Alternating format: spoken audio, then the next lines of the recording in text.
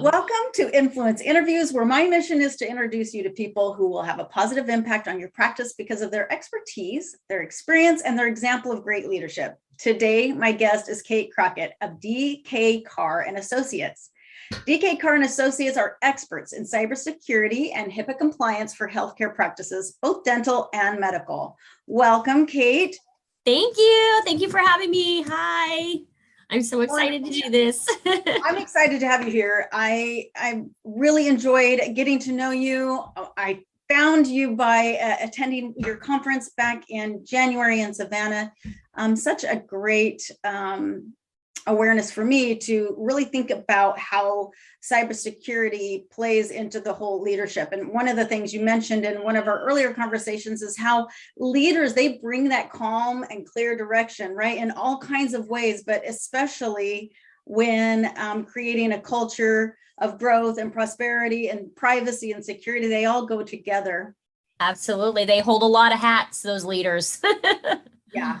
It is quite something, right? A lot of small businesses in general, many leaders do wear a lot of hats, but I think it's especially true in healthcare and dental practices where there is the added layer of compliance. Yeah, I mean, they're really the security officer. You know, if it's their own practice, they take that hat on, you know, they take that responsibility on. And, you know, they can obviously have an office manager to help them through the processes and through setting up the policies and procedures and things like that. But when it really comes down to it, they're the security officer in that practice. Yeah. And you mentioned if they're not wearing that hat to some degree, expecting your office manager, unless she comes super well-trained already, she's really not going to know what that role looks like. What is your experience in just that overall awareness of what is required to be not only compliant, but to create that culture of security? Yeah, I mean, it's really nowadays, it has to become the culture. You know, it can't just be, we did a training once a year, or, you know, just to check that box of, you know, we're compliant, we did our training. It has to be an ongoing thing. So really you have to create that culture of security.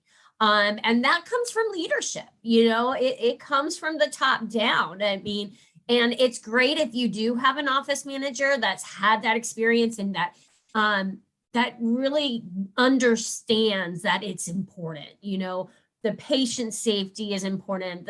Their you know, patient records, a PHI is important, you know, all of those things. And so, you know, it really does come from the top down. So if they can instill that sense of ownership from their team, you know, everybody take the own responsibility. That's going to be imperative. And that's really the beginning step of creating that culture. And, you know, and there's about 5 steps, I think, that, you know, you can take to kind of lead yourself into beginning that culture in your own practice. Well, I want to hear all 5 because I think this is super important. And like you said, it's not a box you just check. And really training, culture, all, you know, working to your values, this comes upon a journey, right? Yes. Owning a business is a journey. So getting started in that is really important. So take us through those 5. Okay, so the first one I already kind of mentioned, it's that willingness to change, to instill the sense of ownership. So, you know, it's great to be like, oh, my IT people have taken care of that. That's not what IT is there for. IT is there just to set things up for you, to make sure your network is running and your software is uploaded and things like that. So they're there to be a service, but they can't create that ownership. So that's the first one, is the success understands under your, you know, practice. Every single person in there has to take ownership of the security of the practice. And so that leads into number 2, which is provide the training. Training. I can't say it enough. You know, you have to have the strong leadership to say, okay, this is going to be something that you have. Most practices have huddles in the morning. Mm-hmm. What are you doing in that huddle? Is there something you can add additional to each morning huddle to throw in something to do with security? Little tidbits, just every day, and repeat the same ones, bring the ones important back. Today we're going to be talking about your passwords. Don't leave them hanging up somewhere. Don't leave them on a post-it. Don't post them underneath your keyboard, or second, don't leave PHI open when other patients are in. Don't leave your computer open. It's as easy as hitting the Windows and L key at the same time, and your computer's shut down, and you can walk out of the office, come back in, and all you do is press the key and put your password in, and everything's back up, So it's a continuous training. Once a year, it's not going to do it, and it's not going to instill, it's great. It's probably great information that they're getting, but really, what are they going to take away from that? They might take one or two things away from that, but they're not going to really, it's not going to become a habit. And that's what the training needs to be. Yeah. And I think one of the things you mentioned earlier, so key, a lot of times the dental practitioner, right? He is, or she is, the dentist is owning that. They may not even have an office manager. Maybe they have, a front office and their back office, but they don't really have a practice manager per se. So they have that ownership of that security. But I think, one of the things I train to in teams is having a team that wants to stick around is providing a path of advancement and giving this ownership. The dentist may truly be the owner, but giving that ownership to learn and then teach your staff about it. And like you said, then throwing in bits throughout your day of where they can, when you teach someone else that, you become better yourself, right? So I think that's Absolutely. A really cool opportunity to give more responsibility to a team member, and one that's super important. And that helps integrate it as part of your culture when someone on your team has ownership over that. But anyway, please continue. Yeah, and that sense of ownership is really important. And then that comes into, you've got the ownership, you've got the training, mistakes are still going to happen. So third, understand that mistakes are going to happen, but grow from them. How are you going to learn from them? And you should already have sanction policies already set up, things like that. And so what we do actually at DK Carr is we give our clients tickets. So they have a little, pad of tickets. And so the office manager or the dentist or whoever it is that's the security officer. Yes, there you go. There's your tickets. I love it. So it's a HIPAA ticket. And so, grow from the mistakes. So when somebody gets a ticket, don't be hush-hush about it. And, oh my gosh, talk about, hey, this is what happened. We've talked about this in training. Now, should there be consequences? Absolutely. First ticket, it should be maybe a growing experience. Second ticket, let's have, some, just like your mom is like, you caught once doing it, second time, what's going to happen? There's going to be consequences. So, and if it's like a third violation or a fourth violation, and this person is just not taking the ownership of being secure in the practice, then there has to be, some consequences, and they can be swift and hard. Sometimes that person is just not going to fit into that culture. You're trying to create the security culture, and if they just don't get it, maybe they're just not part of your culture. And so, take that seriously. First time offense, little slap on the hand, maybe, learn from the experience. But 2-3 times, there's got to be something written in your policy that says, this is what happens each time. But use those tickets, to really, and then also on the other side of getting in trouble, and I'm kind of skipping one of the steps, but the last step is rewards. Just like kids, they love the rewards. You get a star, you get your name up on the board, whatever it is. reward your employees, reward them for creating that culture and sticking to the culture. Good behavior, bad behavior, we don't always want to hear the bad things, and employees, that's a part of the culture too, is, making them feel like they're important, making them feel like they're wanted, giving them the kudos that they deserve. So, not only giving tickets, but also giving the rewards is really important. Love it. Love it. Yeah. So the fourth, because I skipped over the fourth, is, the implementation. So the implementation of security, hiring somebody like us to come in and help you set up your policies and procedures, help you work with your IT. We don't want to be the IT, but we work with your IT to make sure that what they're setting up and what they're implementing is keeping your practice secure. So make sure that you're implementing all of those, procedures and the policies that you need. And those are the things then that you're going to be training your employees on, you setting those up. You talk about culture. This is a perfect example, because sometimes when you don't have that culture and you're like, I want this culture. Like if you're listening to this right now and you're like, I don't have that, I want this culture.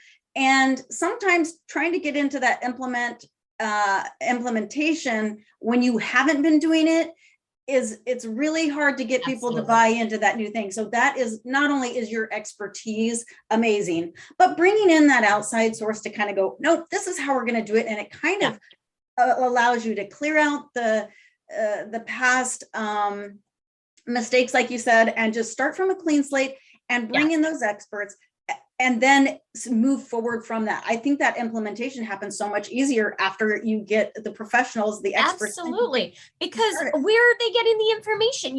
You're having your office manager, she's got a lot to do, and you have a lot to do as the health provider, you have a lot to do. So, and on top of that, you're giving yourself a whole nother job going out there and doing the research of, what is a sanction policy? What's an incident response plan? What do I do when I have a breach? What are the steps? Leave that to the experts. I don't do surgery on myself. I know that there's Google nurse out there and everybody likes to diagnose themselves now. But they shouldn't. They shouldn't be diagnosing themselves. They should be going to the professional.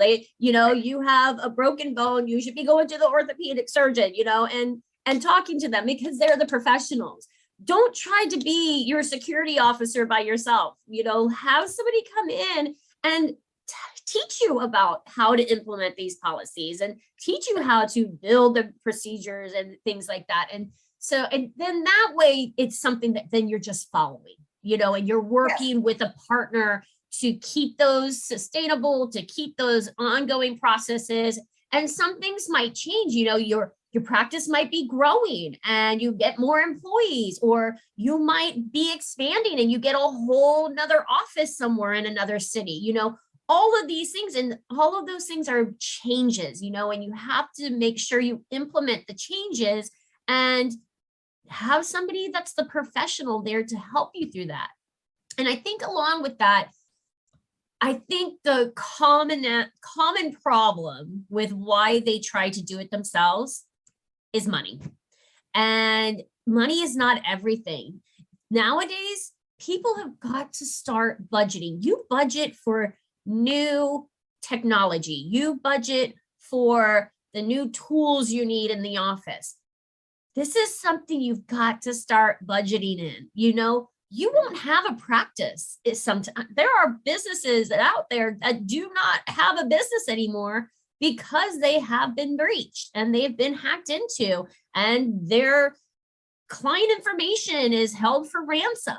Think about it that way. All these wonderful tools and technologies that you're buying for your practice, they might not be used because you might not have a practice due to a breach.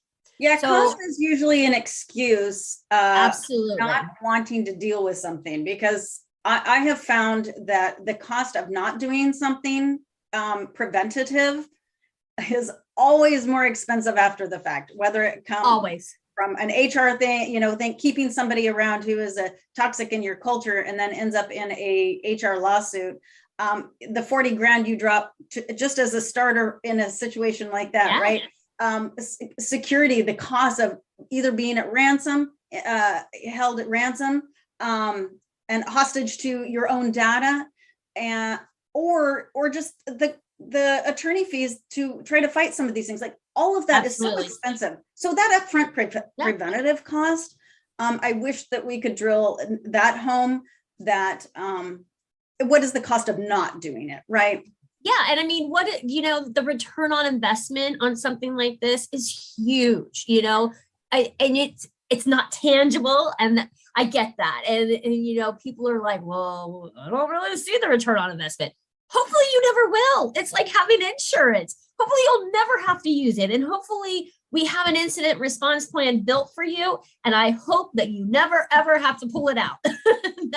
That's the key of creating the culture, is hopefully by implementing all of these policies and procedures and following the 5 steps of a sustainable culture, hopefully then that will create you not having a breach in the future. And so, you have to look at it that way. You create the security culture in hopes that something bad isn't going to happen, Yeah. And as part of that culture you're talking about and the training to it, I think that it's part of, you and I have talked about this off camera, and that is part of your culture is your patient experience, right? Yeah. And it should be like a primary part of your patient experience, yes. Right? So, but security is part of that too. If you go into an office and you feel like your private healthcare information is at risk, you notice, staff talking about other patients in front of you.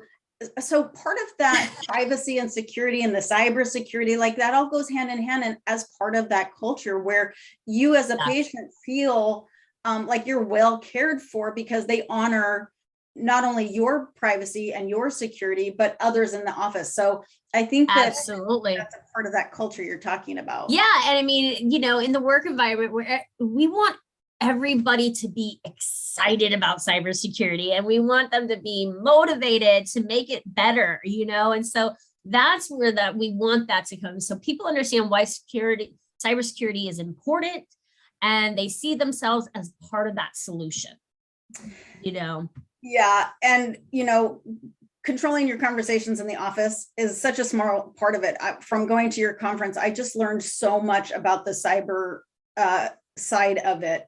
Everything being digital, the little tweaks that matter, like you said, shutting your computer, all those little things, and learning that bad habits can be passed down. So I think even when you have someone who's been trained to that and they're training your other staff members, having someone like your organization come in, make sure that they're actually teaching what's current and correct, is so important. I can't stress enough how amazing to me, it's a no-brainer. Hire DK Carr to come in and do an analysis, if nothing else, so that you can make sure that you are covered, and that for your patients and obviously for yourself. Absolutely. And it is part of a HIPAA rule.